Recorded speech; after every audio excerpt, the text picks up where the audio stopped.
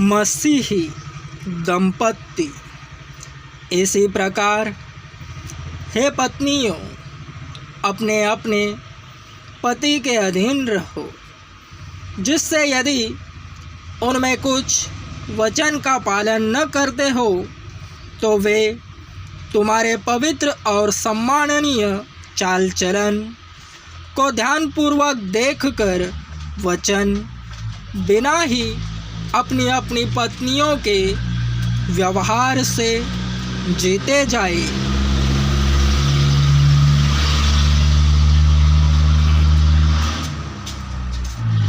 तुम्हारा श्रृंगार केवल दिखावटी न हो, जैसे बालों को गूंथना, सोने के आभूषण और विभिन्न प्रकार के वस्त्र पहनना,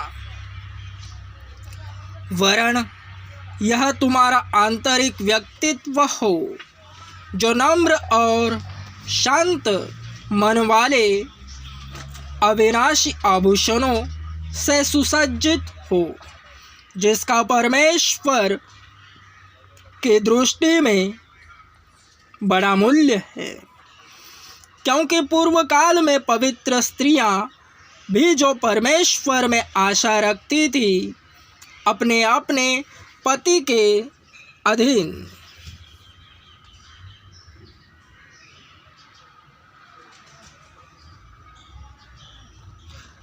रहकर अपने को इसी रीति से सजाती संवारती थी। इस प्रकार सारा इब्राहिम को स्वामी कहकर उसके अधीन रहती थी। यदि तुम भी बिना भयभीत हुए वही करो जो उचित है, तो उसकी बेटियां ठहरोगी। इसी प्रकार हे पतियों, तुम में से प्रत्येक अपनी पत्नी के साथ समझदारी से रहे, उसे निर्बल पात्र जाने, क्योंकि वह स्त्री है।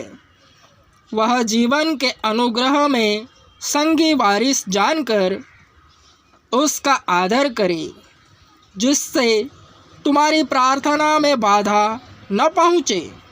भलाई के कारण कष्ट अंततः सबके सब एक मन कृपालु भाइयों से प्रेम करने वाले, दयालु और नम्र बनो। बुराई का बदला बुराई से न दो, न गाली के बदले गाली दो, पर आशीष ही दो, क्योंकि तुम इसी अभिप्राय से बुलाए गए हो कि उत्तराधिकार में आशीष प्राप्त करो। क्योंकि जो जीवन की अभिलाषा रखता है और अच्छे दिन देखना चाहता है, वह अपनी जीभ को दुष्टता की बातों से और अपने होठों को छल की बातें बोलने से रोके रहे।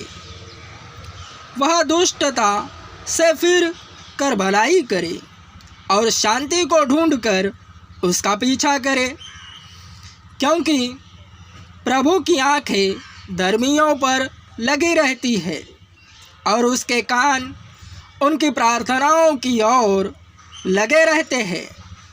परंतु प्रभु दुष्कर्मियों के विमुख रहता है। यदि तुम अपने आप को भलाई के लिए उत्साही प्रमाणित करो, तो तुम्हें हानि पहुंचाने वाला कौन है? फिर भी यदि धार्मिकता के लिए कष्ट सहो तो धन्य हो।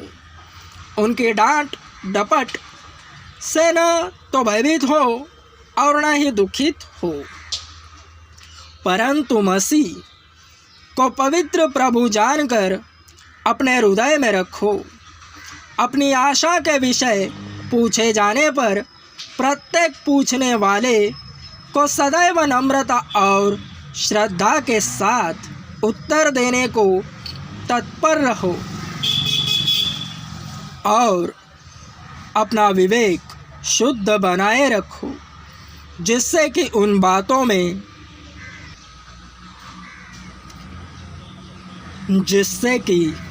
उन बातों में जिनमें तुम्हारी निंदा होती है, वे लोग जो मसीह में तुम्हारे अच्छे चाल चलन को तुच्छ जानते हैं, लज्जित हो, क्योंकि यदि परमेश्वर की इच्छा यही हो तो उत्तम यह है कि तुम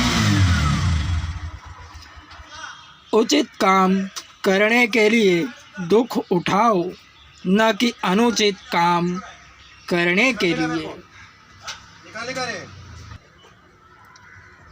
मसीह भी सब पापों के लिए एक ही बार मर गया, अर्थात अधर्मियों के लिए धर्मी, जिससे वह हमें परमेश्वर के समीप ले आए। शरीर के भाव से तो वह मारा गया, परंतु आत्मा के भाव से जिलाया गया।